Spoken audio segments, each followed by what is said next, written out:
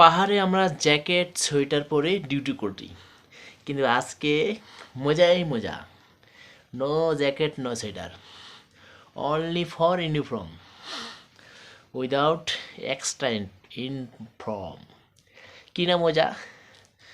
নিচের মতো পাহাড়েও গরমে অতিষ্ঠ হয়েছে আজকে মানুষেরা। একটু শুধু শান্ত হলো এই 10-15 মিনিট পরে, বিকালের পরন্ত বিকেলের পরে। আর পাহাড়ে যেভাবে বাড়িঘর হচ্ছে, এখানকার যে ইকোসিস্টেম, বাস্তুতন্ত্র, সেটাও তারা হারিয়ে ফেলতেছে। ন্যাচারাল যেটা আছে সেটা দিন দিন কমে যাচ্ছে। আমি এখানে প্রায় 2020 থেকেই পাহাড়ে আছি।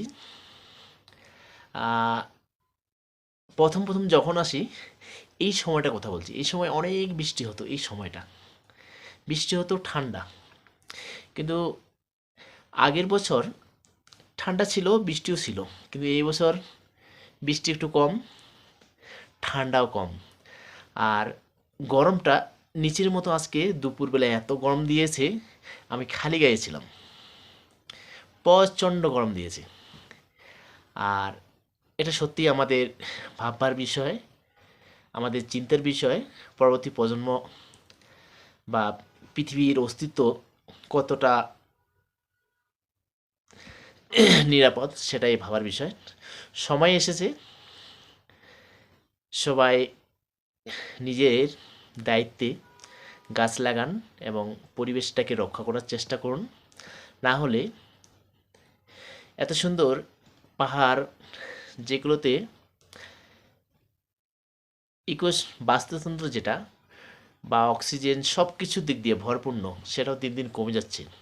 সেই কারণে এখানেও গরমের দেখা মিলতেছে। আসো আমরা সবাই প্রতিজ্ঞা করি, একটা সুন্দর পরিবেশ গড়ার লক্ষ্যে সবাই এটা প্রতিজ্ঞার মধ্য দিয়ে গাছ লাগানোর চেষ্টা করি।